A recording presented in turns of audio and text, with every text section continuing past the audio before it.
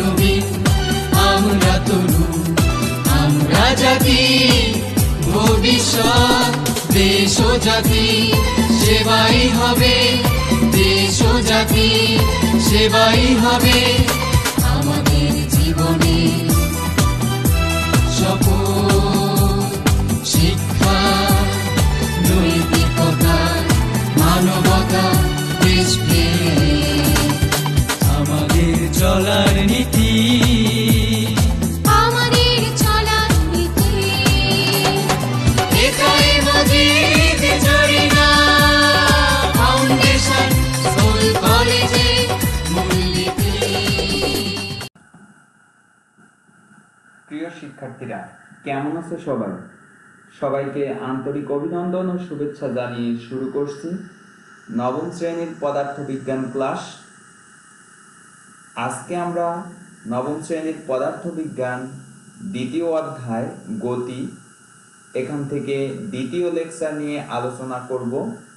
ইতিপূর্বে প্রথম লেকচারে বিভিন্ন প্রকারের গতি সম্পর্কে আলোচনা করেছি।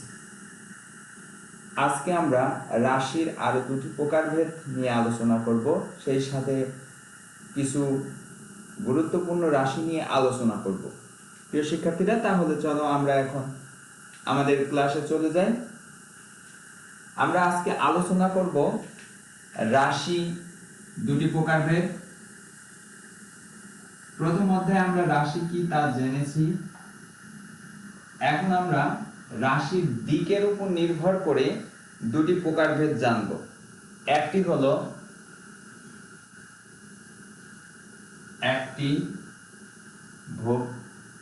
অদিক রাশি, অদিক রাশি বা স্কেলার রাশি।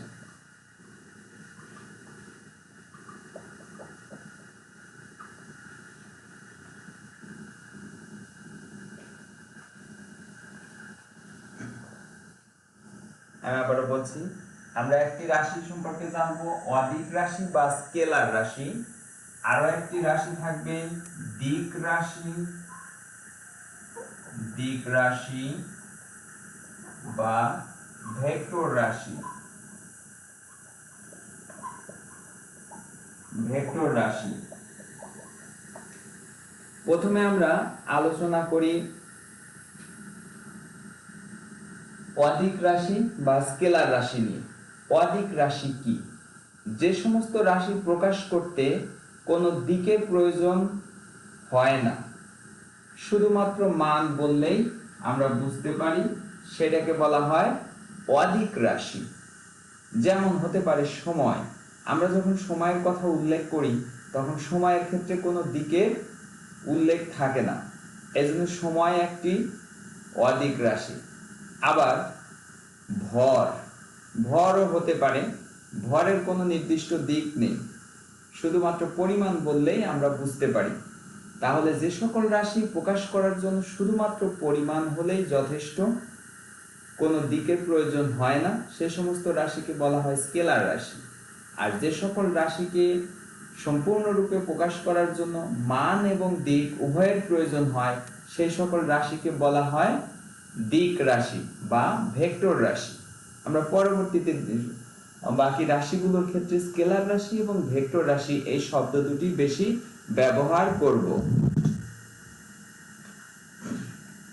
দিক রাশি বা ভেক্টর রাশির উদাহরণ কি? এর মধ্যে আছে সরণ, আছে বল, এগুলো সব দিক রাশি বা ভেক্টর রাশি। যেমন কোনো বস্তুকে তুমি ধাক্কা দিলা, একটা দিকে ধাক্কা দিলা, অর্থাৎ বল প্রয়োগ করলে কোনো একটা দিকে এই দিক আসছে, এই জন্যই বল একটি ভেক্টর রাশি।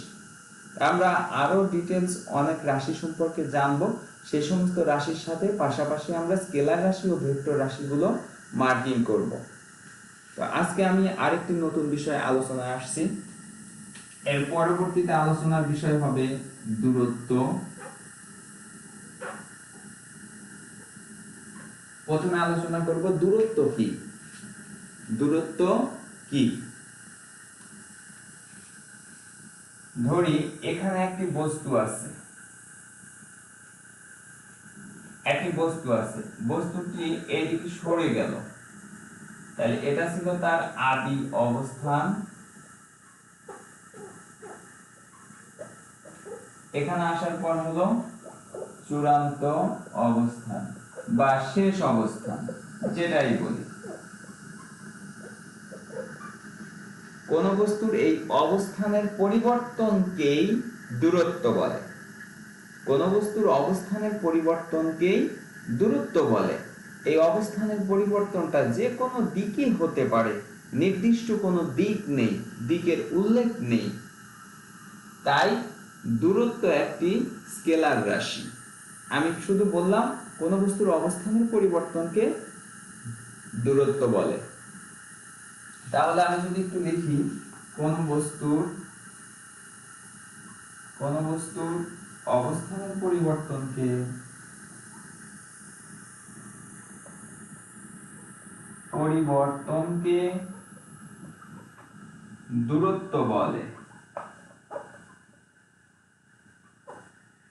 দূরত্ব বলে।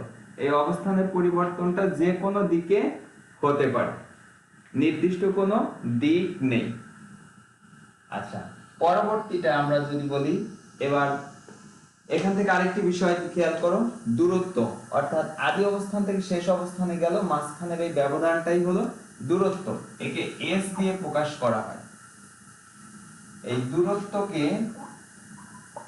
দূরত্ব হতে পারে অনেক কিছু দিয়ে, অনেক সময় এস দিয়ে, কখনো ডি দিয়ে, আচ্ছা আবার কখনো এইচ দিয়ে, উচ্চতা বোঝালে এইচ, গভীরতা বোঝালে এইচ, কখনো এক্স দিয়ে দূরত্ব বোঝানো হয়, তবে এক্স দিয়ে সরলই বেশি বোঝানো হয়, এগুলো ইত্যাদি দিয়ে নির্দেশ করা হয়। কখনো আরও হতে পারে, এগুলা দিয়ে দূরত্ব প্রকাশ করা হয়। তার মধ্যে আমরা সবচেয়ে বেশি ব্যবহার করব এস এবং ডি, উচ্চতার ক্ষেত্রে এইচ, এগুলো বেশি ব্যবহার করব।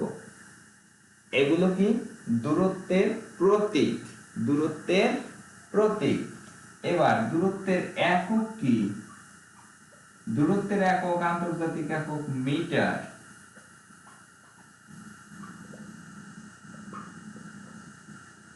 এটি মনে রাখবে, দূরত্বের আন্তর্জাতিক একক হচ্ছে মিটার।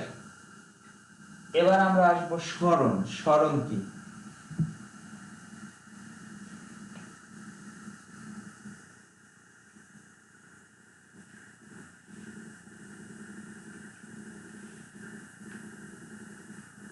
আমি দূরত্ব সংজ্ঞা থেকে সরণের সংজ্ঞাটা তৈরি করছি, বুঝতে সুবিধা হবে। সরণ নির্দিষ্ট দিকে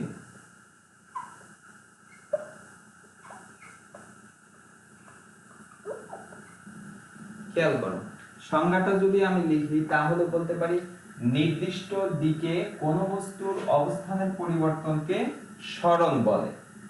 আগে ছিল কোন বস্তুর অবস্থানের পরিবর্তন, এটা যে কোনো দিকে হতে পারে, আর যখনই দিকটা নির্দিষ্ট থাকবে, একটা নির্দিষ্ট দিকেই যেতে হবে, তখন তাকে বলে সরণ। যেমন এই বস্তুটা এক অবস্থান থেকে আরেক অবস্থানে চলে গেল, কিন্তু একটা নির্দিষ্ট দিকে গেল, সেই দিকটা কোন দিকে?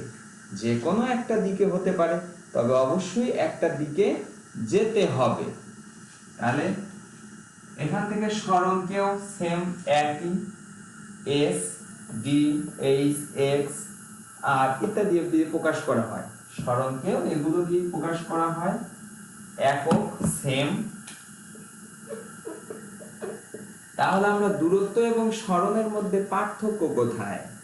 দূরত্বের কোনো দিক নেই, সরণের একটা নির্দিষ্ট দিক আছে। তাহলে এটা খেয়াল করবে, দূরত্বের কোনো দিক নেই, সরণের একটি নির্দিষ্ট দিক আছে, অর্থাৎ দূরত্ব স্কেলার রাশি আর সরণ ভেক্টর রাশি। এবার আমরা পরের রাশি চলে আসি, দ্রুতি।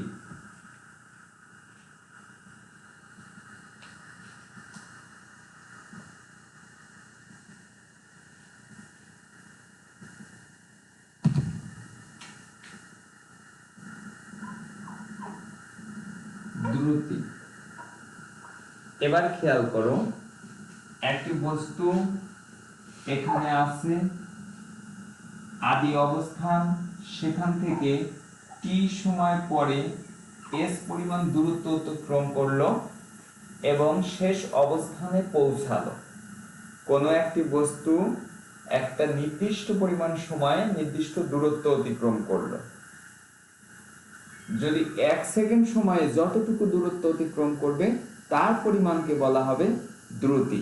তাহলে আমি দ্রুতির সংজ্ঞা লিখতে পারি, কোনো বস্তু একক সময়ে মানে 1 সেকেন্ড সময়ে যে পরিমাণ দূরত্ব অতিক্রম করে তাকে বলা হয় দ্রুতি। তাহলে এটা লিখলাম, কোনো বস্তু একক সময়ে যে দূরত্ব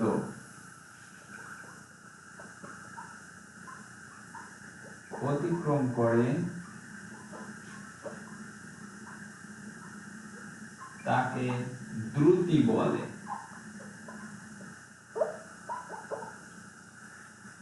খেয়াল করো, আমরা এখান থেকে লিখলাম টি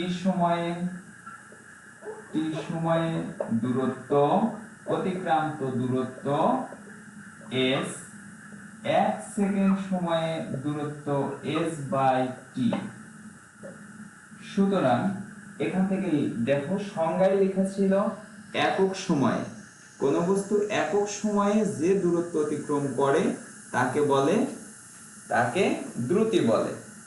আচ্ছা, আর আমি এখানে পাচ্ছি টি সময়ে দূরত্ব গেছে s 1 সেকেন্ড সময়, একক সময় মানে 1 সেকেন্ড সময়।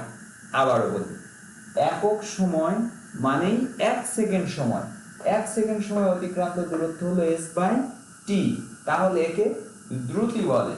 সুতরাং দ্রুতি v সমান s বাই টি, অর্থাৎ দ্রুতি সমান দূরত্ব ভাগ সময়। এর একক কি?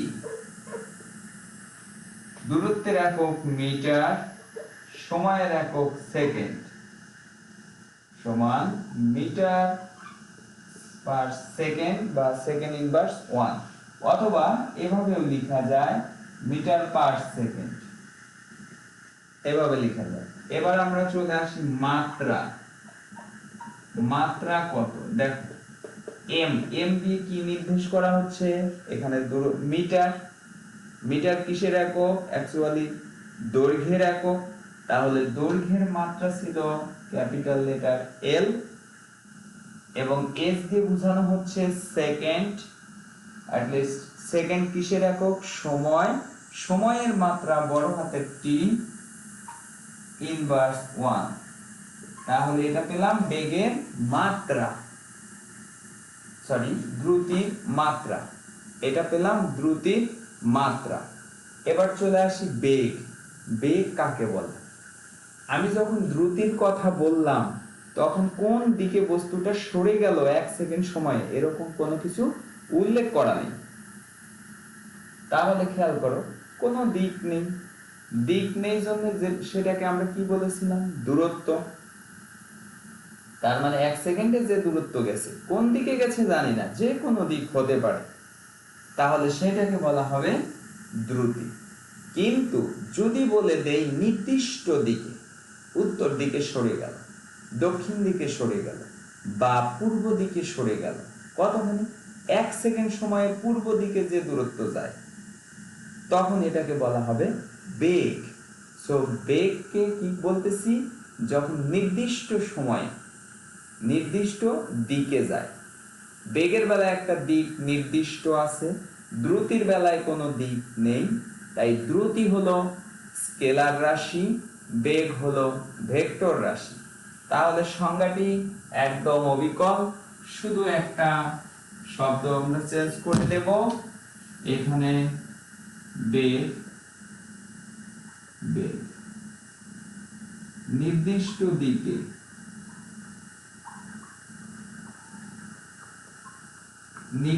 দিকে কোন বস্তু একক সময়ে যে দূরত্ব অতিক্রম করে তাকে বেগ বলে। তাহলে দ্রুতির সংজ্ঞাটাই সেম থাকলো, শুধু একটা নির্দিষ্ট দিকে কথা যুক্ত করে দিতে হবে। শুধু নির্দিষ্ট দিকে একটি কথা যুক্ত করে দিতে হবে। আচ্ছা, আর বাকিটুকু একই, এখানে লিখে দিলাম নির্দিষ্ট দিকে, নির্দিষ্ট দিকে টি সময়ে যে দূরত্ব অতিক্রম করে, তাহলে নির্দিষ্ট দিকে টি সময়ের দূরত্ব গেল s, নির্দিষ্ট দিকে 1 সেকেন্ডের দূরত্ব যাবে s বাই t, তাহলে এই s বাই t কে বলা হয় বেগ, কেননা নির্দিষ্ট দিকে যতটুকু গেছে তাকেই বেগ বলে। তাহলে বেগ v সমান s বাই t, তার মানে সেম দ্রুতির মতোই, শুধু বেগ বললে মাথায় রাখতে হবে যে একটা দিক আছে, আর দ্রুতি বললে বুঝতে হবে কোনো দিক নেই, যে কোনো দিক হতে পারে। তাছাড়া বেগ আর দ্রুতির প্রকাশ একই, এককও সেম, মাত্রাও সেম। তাহলে এখান থেকে আমরা একটা প্রশ্ন আসি, ছোট প্রশ্ন, দ্রুতি ও বেগের পার্থক্য লিখো। তাহলে দ্রুতি আর বেগের পার্থক্য, প্রথমে সংজ্ঞা দেব। কোন বস্তু একক সময় যে দূরত্ব অতিক্রম করে তাকে দ্রুতি বলে, আর বেগের বেলায় দিব নির্দিষ্ট দিকে একক সময়ে যে দূরত্ব অতিক্রম করে তাকে বলা হয় বেগ।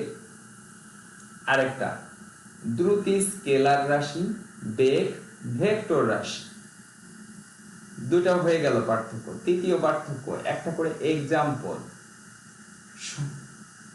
আচ্ছা, এক্সাম্পল হলো কি, কোন বস্তু 1 সেকেন্ডে যে কোনো দিকে যেতে পারে, আর বেগের বেলায় নির্দিষ্ট দিকে কোন বস্তুর 1 সেকেন্ডে অতিক্রান্ত দূরত্ব, এটা। তাহলে বেগ গেল, দ্রুতি গেল। এবার আমরা পরের রাশিতে চলে আসি। বেগের আরেকটা সংজ্ঞা দেয়া যায়, একটা কথা মনে রেখো, 1 সেকেন্ড সময়ের হিসেবটাকে বলা হয় হার। আবারও বলি, 1 সেকেন্ড সময়ের হিসেবটাকে বলা হয় হার। তার মানে 1 সেকেন্ড সময়ে যার হিসেব করব, কার করেছি এখানে, দূরত্ব। 1 সেকেন্ড সময় কি ছিল, দূরত্ব। তাহলে 1 সেকেন্ড সময় যখন দূরত্ব লিখবো তখন বলবো দূরত্বের হার, অর্থাৎ সময় দিয়ে কোনো কিছুকে ভাগ করলেই তাকে হার বলে। একদম সরাসরি যদি এইভাবে বলি, আমার মার্কারকে সময় দিয়ে ভাগ করলাম, তাহলে হবে মার্কারের হার। যদি ডাস্টারকে সময় দিয়ে ভাগ করি তাহলে হবে ডাস্টারের হার। তাহলে দূরত্বকে সময় দিয়ে ভাগ করলে কি হবে, দূরত্বের হার। তাহলে দূরত্বের হারকে দ্রুতি বলে, আর নির্দিষ্ট দিকে দূরত্বের হারকে বেগ বলে। বেগের বেলা একটা নির্দিষ্ট দিকে কথা যুক্ত করে নিতে হবে। আচ্ছা, আমরা একটু আগে পড়েছিলাম নির্দিষ্ট দিকে অবস্থানের পরিবর্তনকে সরণ বলে।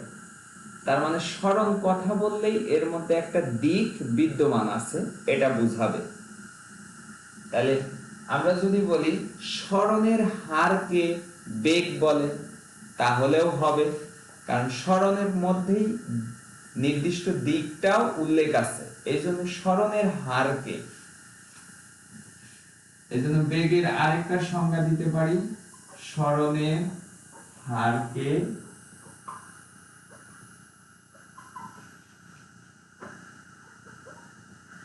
বেগ বলে, এটাও লেখা যাবে। এবার আমরা আসি ত্বরণ, আরেকটি গুরুত্বপূর্ণ বিষয়।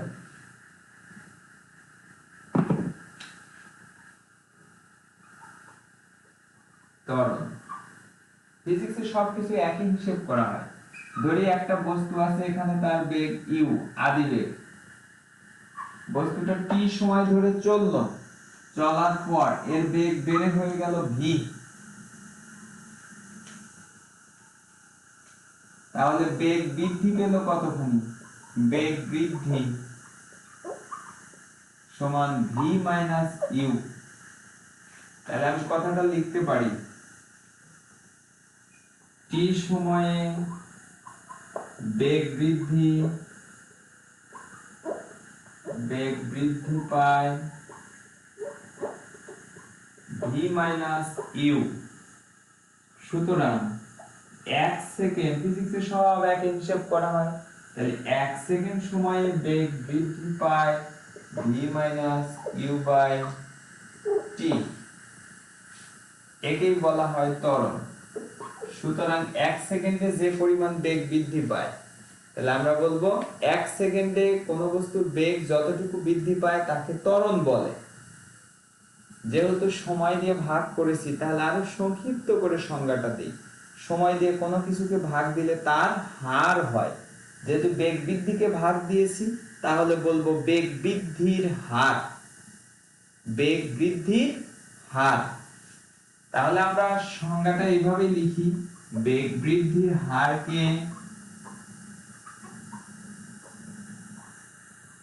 হারকে ত্বরণ বলে।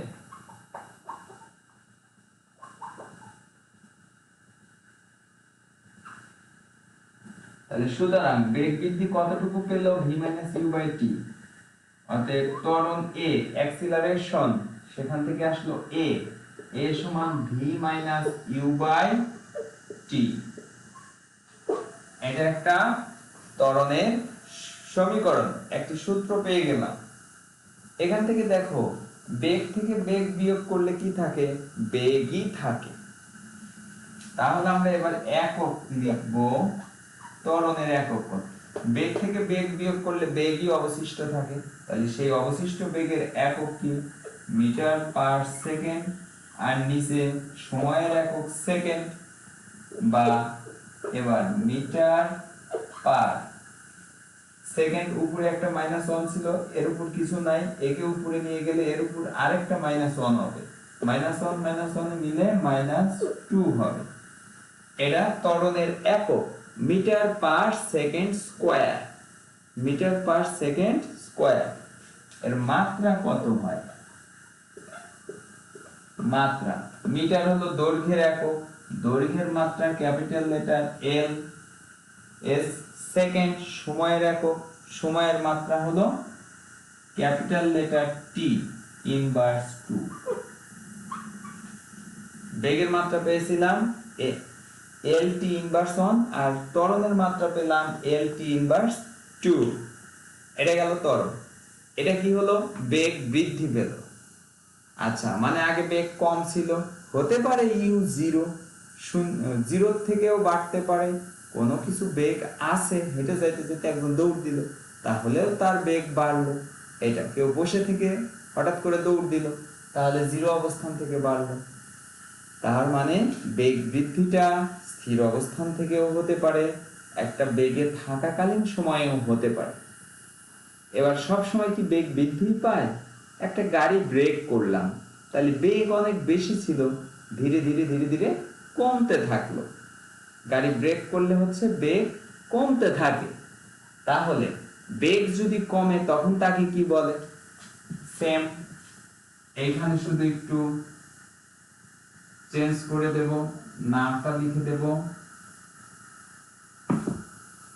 বেগ হ্রাসের হারকে মন্দন বলে।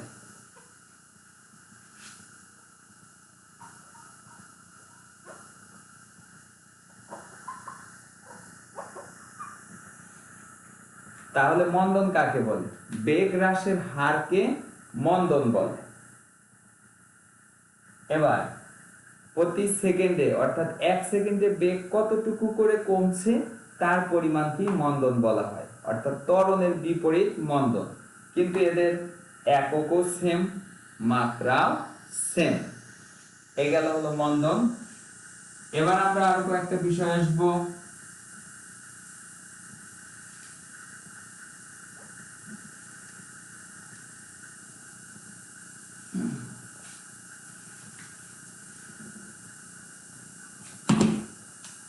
সুষম বেগ।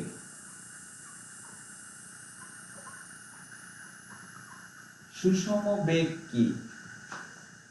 সময়ের সাথে সাথে যদি বেগের কোনো পরিবর্তন না হয়, যেমন মনে করো একটা গাড়ি ঘন্টায় 60 কিলোমিটার পার আওয়ার বেগে চলছে, তুমি ঘড়ি ধরলা, 5 মিনিট পরেও দেখলা ওই বেগেই চলতেছে, বেগ বাড়েও নি কমেও নি। আরো 5 মিনিট পরে দেখলা বেগ একই আছে, 60 কিলোমিটার/আওয়ারই আছে, বেগ কমেও নি বাড়েও নি।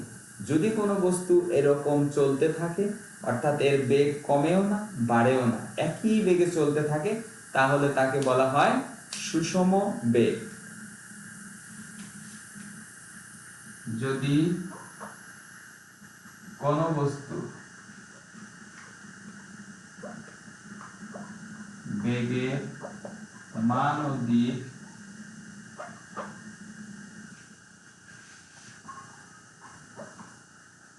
অপরিবর্তিত থাকে,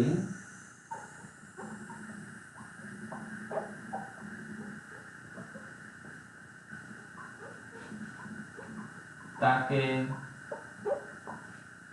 সুষম বেগ বলে।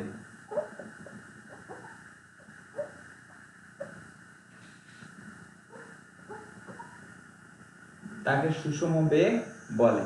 এখানে বেগের মান বাড়েও না কমেও না, যা ছিল তাই থাকে স্থির, এই জন্য সুষম বেগ বলে। তাহলে আরেকটা বের করি, সুষম মন্দন।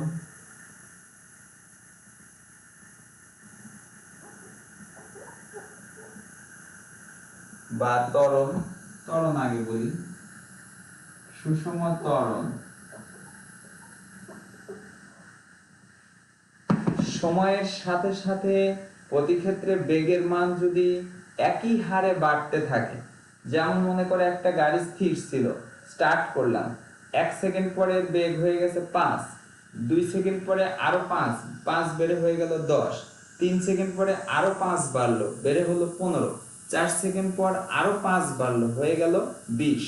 তার মানে প্রতি সেকেন্ডে একই হারে বেগ বৃদ্ধি পাচ্ছে, তাহলে সেই ত্বরণকে বলা হয় সুষম ত্বরণ। যদি বেগ বৃদ্ধির হার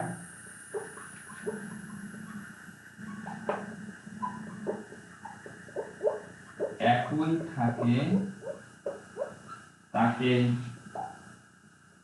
তবে তাকে সুষম ত্বরণ বলে। ত্বরণ বলে। এবার সুষম মন্দন কাকে বলে? এই বেগ বৃদ্ধির জায়গার কাছে হ্রাস দিয়ে দিবা, তাহলে সুষম এখানে হয়ে যাবে মন্দন। সংজ্ঞা সেম, এটাও মন্দন। সুষম মন্দন কাকে বলে? আমি সংজ্ঞাটা বলতেছি, সুষম মন্দন কাকে বলে? যদি বেগ হ্রাসের হার একই থাকে, তবে তাকে সুষম মন্দন বলে। মন্দনের বেলায় বলতে হবে বেগ কমে যাওয়ার কথা, বেগ হ্রাসের হার। আর ত্বরণের বেলায় বলতে হবে বেগ বৃদ্ধির হার। এটা গেল। এবার আমরা চলে আসি আরেকটা বিষয়, তাৎক্ষণিক দ্রুতি ও তাৎক্ষণিক বেগ। একই রকম জিনিস। তাৎক্ষণিক কথাটা কি? একেবারে চোখের পলকে একটা ঘটনা ঘটে গেছে, 1 সেকেন্ডও সময় লাগেনি, 1 সেকেন্ডের চেয়ে অনেক কম, অর্থাৎ সময় ব্যবধানটা কতখানি? শূন্যের কাছাকাছি। এতটুকু সময়ের মধ্যে শূন্য কাছাকাছি একটা টাইম, সেকেন্ডটা কতখানি হবে? শূন্যের কাছাকাছি। এরকম একটা সময়ের মধ্যে যতটুকু বেগ হয় তাকে বলা হয় তাৎক্ষণিক বেগ। এই কথাটা আমরা এক কথায় লিখব, তাৎক্ষণিক বেগ বা দ্রুতি, যেটাই আসুক। অথবা আরেকটা দিতে পারি, ত্বরণ। একই রকম সংজ্ঞা। আরেকটা লিখতে পারি, মন্দন।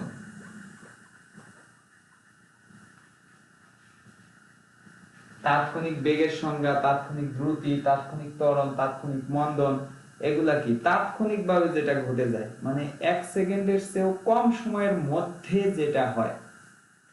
তাহলে আমরা লিখব, কোন বিশেষ মুহূর্তের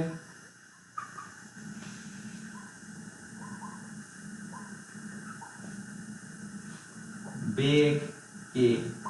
বেগ থাকলে এটা লিখব, যদি থাকে দ্রুতি তাহলে লিখবো দ্রুতিকে, যদি থাকে ত্বরণ তাহলে লিখবো ত্বরণ কে, যদি থাকে মন্দন তাহলে লিখবো মন্দন কে, তাৎক্ষণিক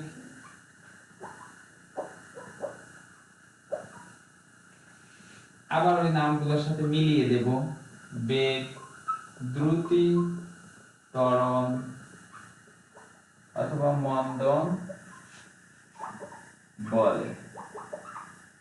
এখন এখান থেকে সংজ্ঞা যেটা জিজ্ঞেস করে তার সাথে সাজিয়ে দিবা।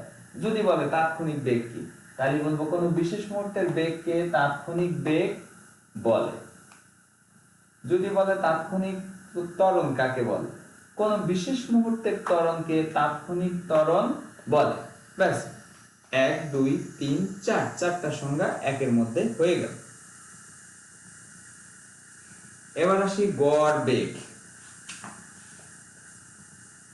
গড় বেগ, গড় বেগ অ্যাকচুয়ালি দুই ভাবে বলা যায়। প্রথমটা হলো যে বিভিন্ন বেগের গড় মানকে গড় বেগ বলে। মনে করো এখানে একটা বস্তু ছিল, আগে বেগ ছিল ইউ, এবার কিছুক্ষণ পর তার বেগ হয়ে গেছে ভি, তাহলে বেগ হয়ে গেল দুইটা, তাহলে গড় বেগ ভি বার সমান সমান ইউ প্লাস ভি ভাগ 2। যে কয়টা বেগ তার সংখ্যা দিয়ে ভাগ দিলেই গড় বেগ পেয়ে যাব। এজন্য বলতেছি বিভিন্ন বেগের গড় মান কি, বিভিন্ন বেগের গড় মানকে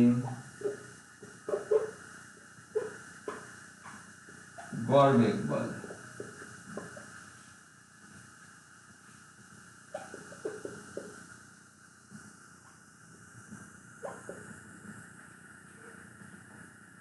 আরেকটা হতে পারে এরকম, একটা বস্তু এখান থেকে t1 সময়ে গেল s1 দূরত্ব, এখান থেকে এদিকে গেল t2 সময়ে s2 দূরত্ব, এখান থেকে আরো গেল t3 সময়ে s3 দূরত্ব। তাহলে এই যে বিভিন্ন সময়ে বিভিন্ন রকম দূরত্ব অতিক্রম করছে, তাহলে সবগুলা দূরত্ব যদি যোগ করে সবগুলা সময়ও যোগ করে মোট সময় দিয়ে ভাগ করি তাহলে তাকেও গড় বেগ বলে। তাহলে সেক্ষেত্রে এটা হচ্ছে v বার সমান হলো s বাই t।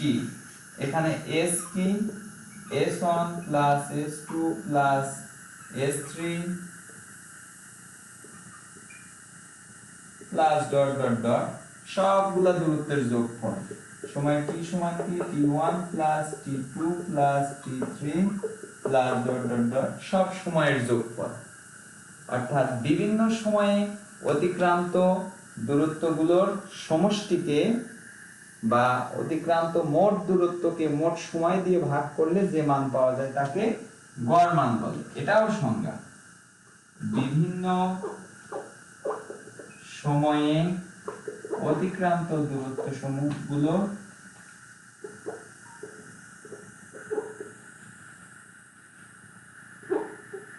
মোট দূরত্বকে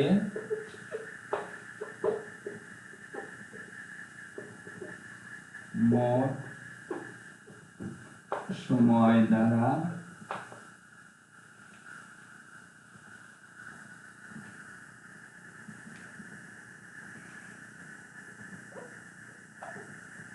ভাগ করলে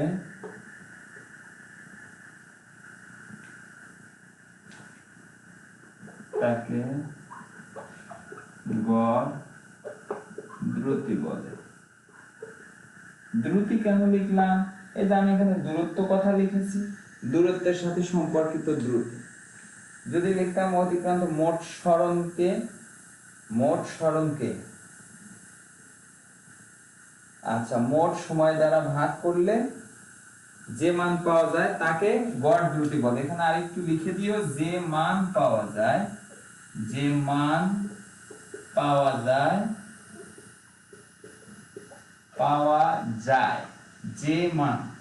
ভাগ করলে যে মান পাওয়া যায় তাকে গড় দ্রুতি বলে। এটা গড় দ্রুতি তখন s বাই t।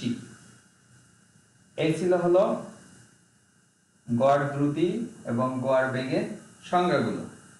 তো প্রিয় শিক্ষার্থীরা, আজকে আমি মোটামুটি এই বিভিন্ন রাশি, দ্রুতি, দূরত্ব, সরণ, বেগ, ত্বরণ, মন্দন এগুলো নিয়ে আলোচনা করলাম। আমরা নেক্সট ক্লাসে, পরবর্তী ক্লাসে এইগুলো রাশির মধ্যে একটা সম্পর্ক অর্থাৎ কিছু গাণিতিক সম্পর্ক বা সমীকরণ প্রতিপাদন করব। সেই সমীকরণগুলো এই অধ্যায়ের প্রাণ বলতে পারো, গতিবিদ্যার প্রাণও বলতে পারো। আচ্ছা, আর আগামী 18 তারিখের যে পরীক্ষা, সেক্ষেত্রে তোমাদের এমসিকিউ বেসিস কোশ্চেন হবে। তার জন্য প্রথম অধ্যায়ের কিছু ইতিহাস, হিস্ট্রি এগুলো আছে, এই যেগুলো আগে বলেছিলাম পূর্ববর্তী শ্রেণীতে, পূর্ববর্তী ক্লাসে প্রথম অধ্যায়ের লেকচারগুলোতে আমরা বলে দিয়েছিলাম যে এর ভিতরে, বইয়ের ভিতরে আন্ডারলাইন করে করে বিজ্ঞানীদের অবদান, আবিষ্কার, উদ্ভাবন, গ্রন্থ এগুলো পড়বে। আর এই অধ্যায় থেকে এই সমস্ত রাশিগুলো সম্পর্কে স্পষ্টত ধারণা রাখবে, এগুলো সম্পর্কিত এমসিকিউ হয়। তো প্রিয় শিক্ষার্থীরা, সবাইকে আন্তরিক অভিনন্দন ও শুভেচ্ছা জানিয়ে আজকে এখানেই শেষ করছি। সবাই ভালো থেকো, সুস্থ থেকো, আল্লাহ হাফেজ।